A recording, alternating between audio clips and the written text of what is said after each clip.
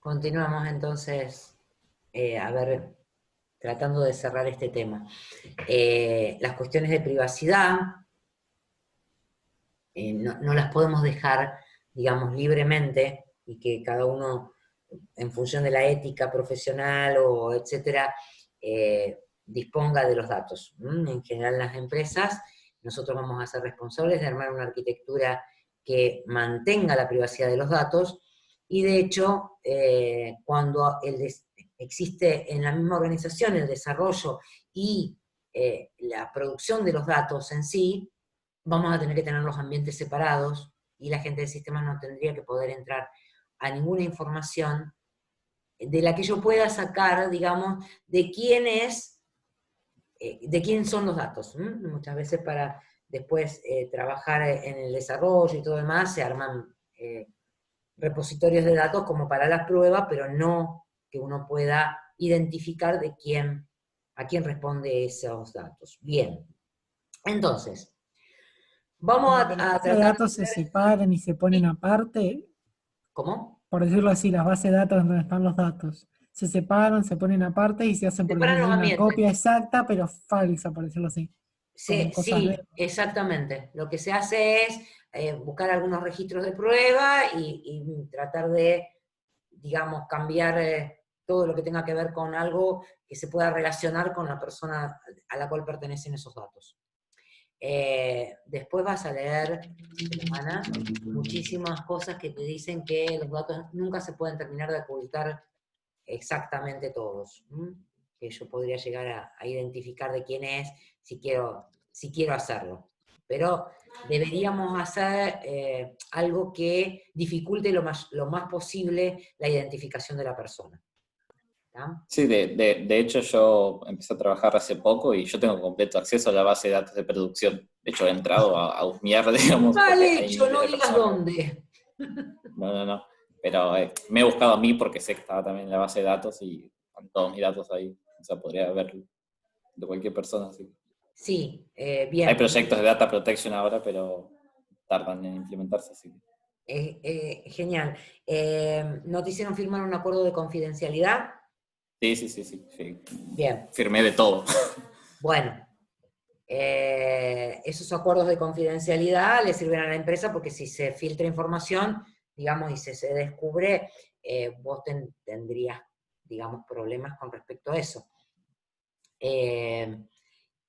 Y hoy por hoy, la ley que está en vigencia implica identificar a todas las personas que tienen acceso a los datos de cada organización, que no se está llevando mucho adelante, pero que en algún momento yo supongo que eso se va, porque está reglamentado, pero no Sí, está explícito. lo que no sé si se hace tampoco, porque también en todo lo que me hicieron leer había de protección de datos un montón de cosas y leyes, y también decía que una persona puede ir a pedir que se eliminen sus datos, pero no Sí, sé si se señor. hará mucho. Ahora vamos a hablar de la ley 25326. Sí, sí. Eso se llama derecho al olvido. Así es. A ver, alguien publica una información falsa respecto a otra persona, ¿sí? Y eso aparece en Facebook, vamos a suponer. Entonces yo le puedo pedir a Facebook que elimine toda esa información que no quiero que aparezca nunca más en las redes. Y bueno, lo obligo, por esto del derecho al olvido, a que esa información sea borrada. Hay alguien que tiene el micrófono abierto y se escucha el ruido ambiente. La Y, información del ambiente. Profe, un compañero pregunta en el chat a ver, si no quedará un backup de las cosas supuestamente eliminadas. jamás se puede eliminar totalmente la información, Juan Cruz, bien ahí, nunca. Nunca podemos estar totalmente seguros de que esa información ha sido borrada porque queda en el backup del backup del backup del backup. Y por esto de cómo maneja la información Google, ¿sí? Que eso sería bueno que... ¿Alguien sabe cómo lo maneja? Google sabe todo, está escuchando todo el tiempo. No, no solamente que esté escuchando, sino cómo maneja esto de los backups. Como son sistemas de, a ver, de bajo costo, lo que hace es replicar. Entonces replica muchas veces la información. Entonces muchas veces nosotros queremos acceder al link y no está, pero seguimos buscando y bajamos un poquito y encontramos que esa misma información está en otro lado. ¿Sí? Es por esto de las réplicas. Y claro, cuando vayamos a borrar, a lo mejor no está activo un servidor que tenía esa información. Y resulta que al tiempo se activa ese servidor y entonces esa información reaparece. Nosotros podemos seguir diciendo, che, hay que borrar esa información, pero bueno. Como Cambridge Analytica dice tener 5.000 puntos de datos de cada persona, sí.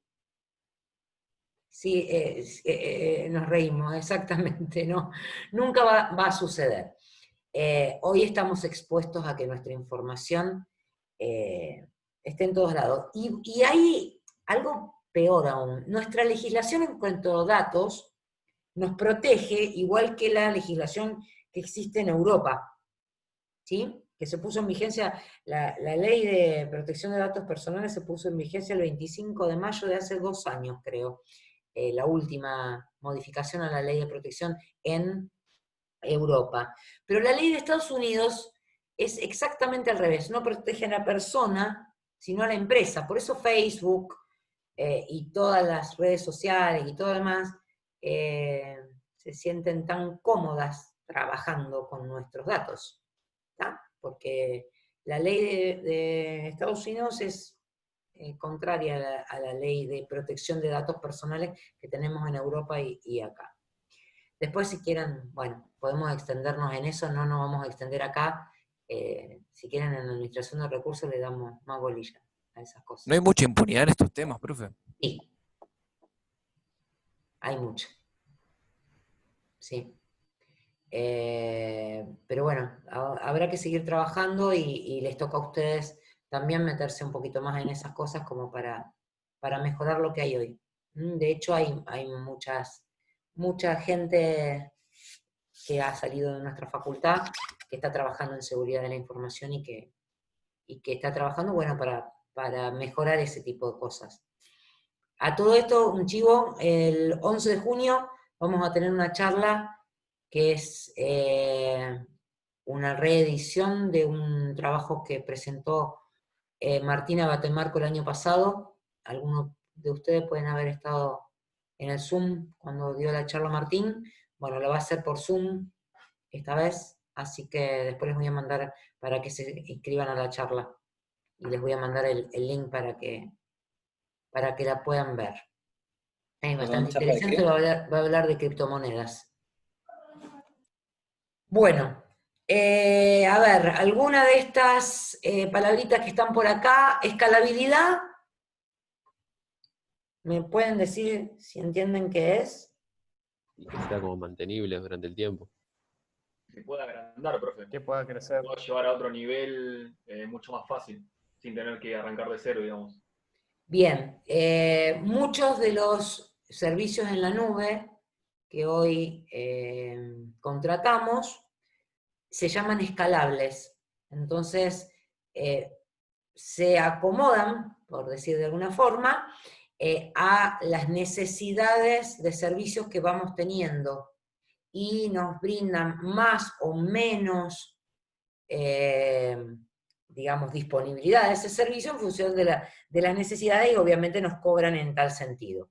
Entonces, pensar en un sistema escalable es eso, pensar en un sistema que pueda crecer o decrecer en función de las necesidades que tengamos. Y entonces, una de las cuestiones que vamos a tener que considerar al gestionar los datos es esto, de que nuestro sistema tenga que ser escalable. Bien, vamos a seguir un poquitito más, porque si no se nos va a terminar la clase, y vamos a seguir hablando solamente de conceptos. Habíamos dicho al empezar que hay 2 grandes rubros en los que deberíamos gestionar datos. Uno es en los procesos de la organización, ¿sí? Y esto está relacionado con lo que estuvimos hablando de, por ejemplo, el home banking, sería un sistema bancario, o un sistema en una obra social para autorizar órdenes, o sistemas que tienen que ver con procesos de las organizaciones. Esos en general están basados en un sistema que hemos desarrollado en algún lenguaje de los que conocemos y con acceso a bases de datos.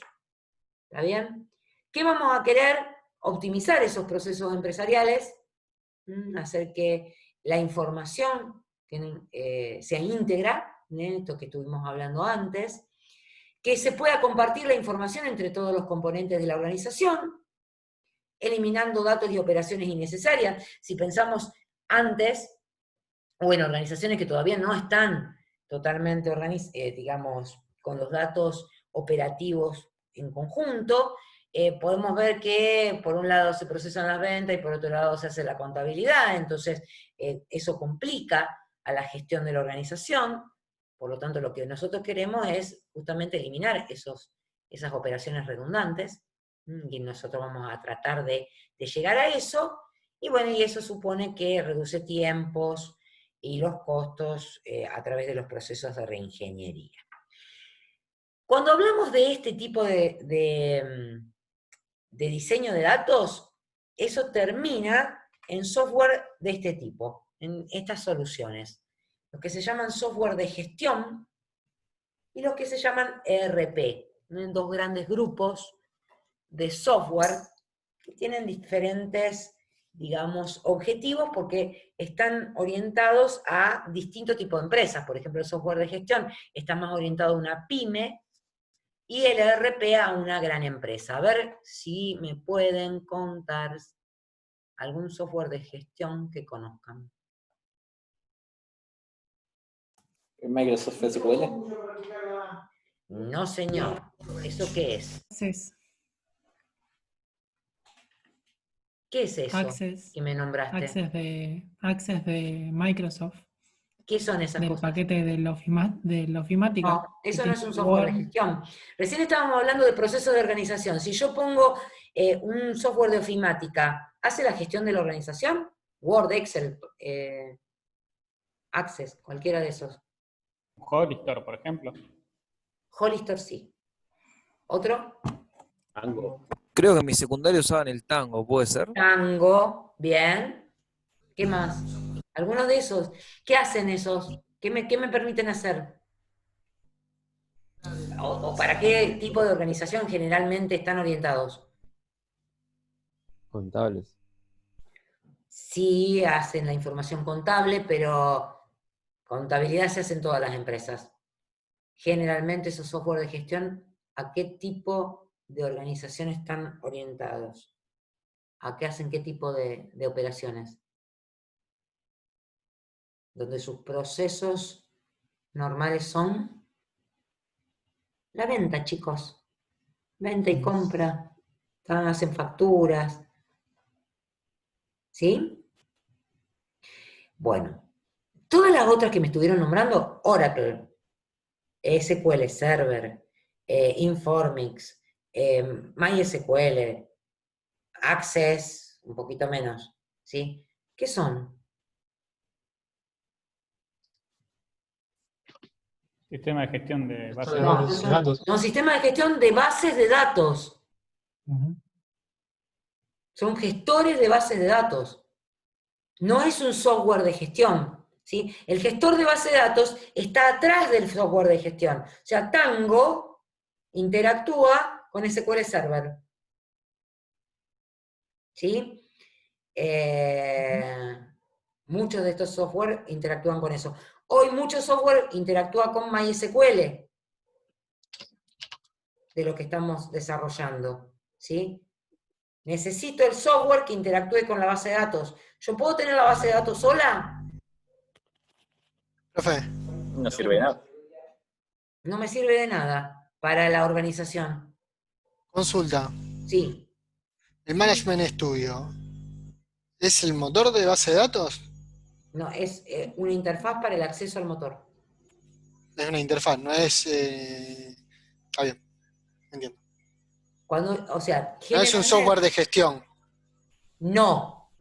A Un ver, software de gestión le podemos decir aquello que lo que se llama software de carga... gestión es lo que desarrollamos nosotros para que la organización opere. Allá. Bien. ¿Sí? Bien. Después tenemos gestores de bases de datos, o software de gestión de bases de datos, sistemas de gestión de bases de datos. MySQL, Oracle. Y después tenemos interfaces para acceder a esas bases de datos para poder programar. Bien. Y eso es lo que vamos a ver en la segunda parte de la materia, ¿sí? Vamos a trabajar con software, por ejemplo Workbench, que nos permite conectarnos a una base de datos MySQL para trabajar. Pero ese no va a ser el software con el que trabaje mi usuario. Yo le voy a tener que diseñar un sistema para que el usuario trabaje. Ese va a ser el software que nos va a permitir a nosotros escribir los SQL que después vamos a meter adentro de los sistemas de gestión. De los software de gestión que estamos desarrollando para la empresa. ¿Está bien? Nosotros desarrollamos generalmente software como Tango, por decir algo. ¿Sí? O nos llaman para desarrollar un software específico para un gimnasio, o una obra social, o... Mercado Libre, por ejemplo. ¿Cómo? Ahí, no es un software. Mercado Libre. No, Mercado Libre es una marca. Está bien, pero Una empresa. la actividad que ellos hacen con el portal web de Mercado Libre no es no es, El portal es un sistema de gestión. es eso lo que yo El quería portal está desarrollado como un sistema de gestión, que es web, en este caso. ¿Tá? Entonces yo hago Web la uno- compra y todo lo demás. Claro, y Claro, a su vez uno también entonces, puede cargar sus ventas, sus datos personales, y puede ser tanto cliente como un vendedor. Sí, señor, exactamente. Y puede vender varios artículos, por ejemplo. Bien, Te permite, ese software de Mercado Libre, ¿sí? Tiene por detrás un repositorio que es una base de datos, que supongo que debe ser MySQL, no sé, tendría que averiguar. Pero me pa' que sí. ¿Está? ¿Se entiende eso? Yo tengo un sistema, un software desarrollado, ya sea web, ya sea de escritorio, lo que fuere, que tiene acceso a una base de datos y que está trabajando con el usuario. Después, para nosotros desarrollar, lo hacemos a través de otro software, ¿sí? Que son como Workbench, ¿sí? Que lo que hace es una interfaz para que yo tenga mejor acceso a la base de datos y no tenga que estar trabajando por línea de comando, porque también podría trabajar por línea de comando. De hecho, mucha gente dice que es mejor trabajar por línea de comando que usar software así más intuitivo para desarrollar consultas SQL. Bien. ¿Se entiende lo que es un software de gestión para una organización? o sea que todo lo que desarrollamos básicamente es software de gestión. Lo que nosotros desarrollamos es software de gestión, chicos, sí. Sí, señor. A ver, ¿podríamos desarrollar una ERP? Y como poder podríamos, pero les juro que es bastante más complicado. El ERP, por ejemplo, ¿sí? Ese que está acá abajo, es algo mucho más grande que un sistema de gestión. Se usa para empresas del tipo de producción generalmente, y uno de los más conocidos es SAP. También es una interfaz que tiene por detrás una base de datos, funcionan exactamente igual, ¿sí? Solamente que el ERP lo que hace es tener muchos parámetros para que pueda yo, digamos, darle un formateo al sistema como lo necesita la empresa.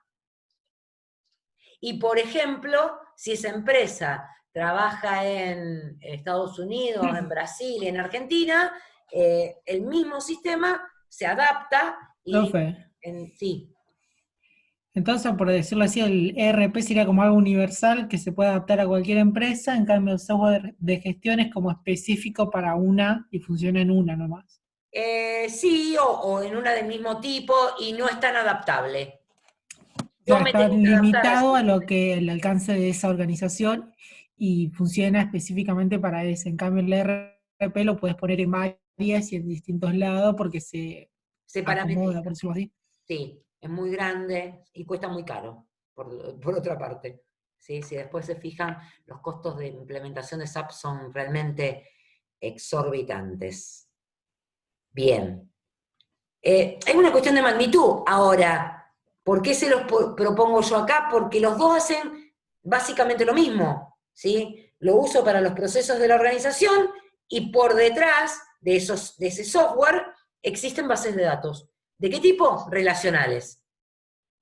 Las bases de datos que vamos a trabajar nosotros en la materia. ¿Está? Bien.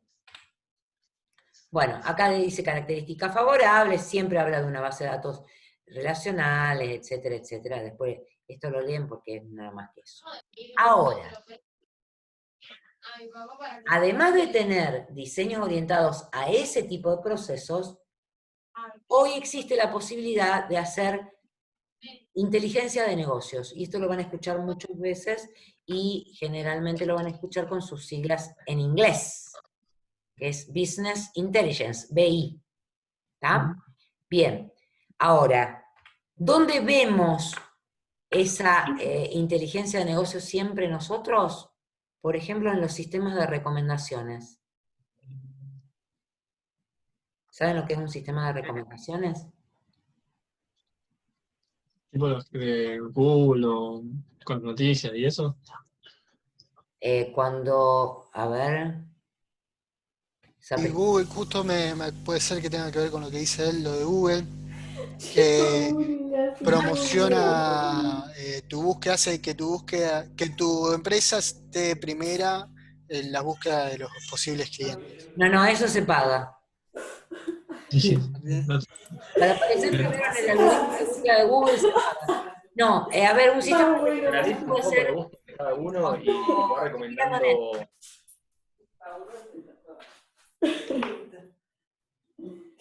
Pueden silenciar los micrófonos, los que tengan el micrófono abierto y no estén hablando, please. A ver, sistema de recomendaciones de Netflix, ¿qué les dice? Y te recomienda películas en base a las que ya viste. A lo que ya, claro. Según las reproducciones que vos tengas, va recolectando información y después Va vos recolectando procesa mucha información. Y va relacionando, ¿sí?, los gustos de gente que le gustó algo similar al que nos gustó a nosotros, ¿sí?, con todas las películas, series, etc. Entonces, es muchísima información que analiza y entonces me recomienda eso. Los que miraron la serie de este tipo también miraron tal cosa. Lo mismo que cuando voy a comprar un libro en Amazon o algo así, los que miraron esto también miraron tal y tal cosa. Bueno, esos sistemas de recomendaciones están basados en una técnica de inteligencia de negocio que se llama minería de datos. Bien, a ver. ¿No sería igual a las publicaciones que muchas veces saltan en Facebook? Nosotros buscamos algo en Google y después nos saltan recomendaciones en Facebook.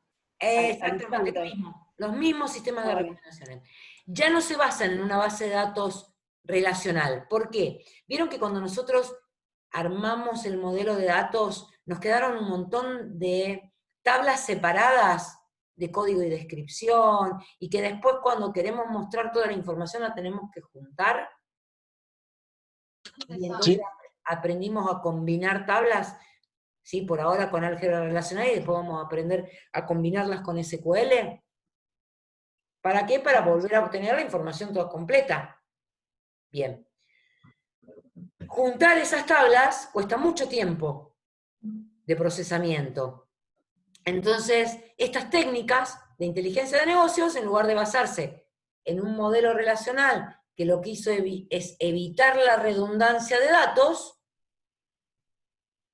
y llevarlo a un modelo que lo que tiene es mucha redundancia de datos. Pero no va a hacer transacciones ese modelo, solamente nos va a servir justamente para la búsqueda de información.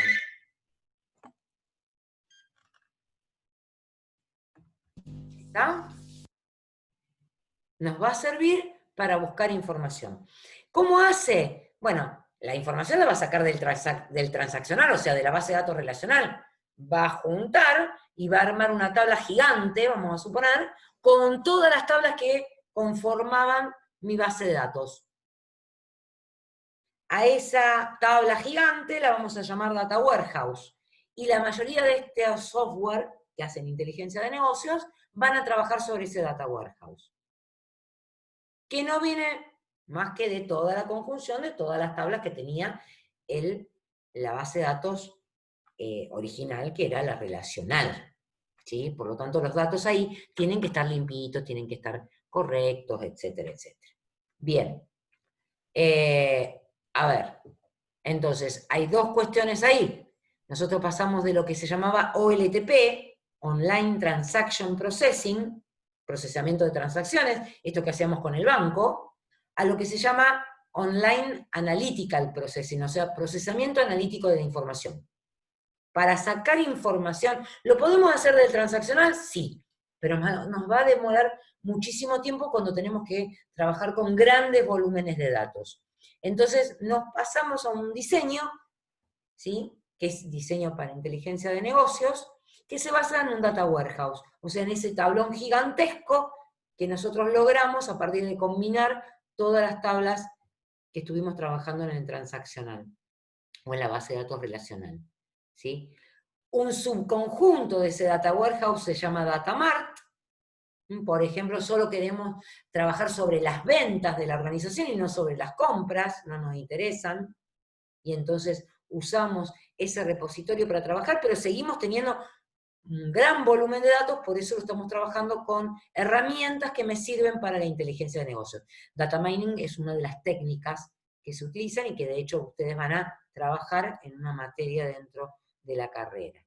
Bien, como data mining también están lo que se llaman tableros de comando, que utilizan otras técnicas para análisis de la información, y eso es el Balance Scorecard, el tablero de comando. Bien, acá están definidas esas palabritas que estuvimos trabajando hasta acá, ¿sí? Y lo que nos falta hablar un poquitito es, para terminar con estas ideas, es sobre las normas de seguridad y sobre la ley 25326, que es la ley de protección de datos personales que estuvimos mencionando hasta acá. Las normas de seguridad hoy están basadas en las primeras normas que fueron británicas, que fueron las BS 799, que después surgieron las ISO 17799 y hoy están en vigencia las 27001. Esas son normas, o sea, las normas no son algo que yo tenga que cumplir, pero que las organizaciones hoy por hoy prefieren certificar para decir, bueno, estamos trabajando con calidad en nuestros procesos. Cuando hablamos de las normas ISO, generalmente están orientadas a la calidad. Las 9001 son calidad de procesos, las 27000 tienen que ver con la seguridad de la información.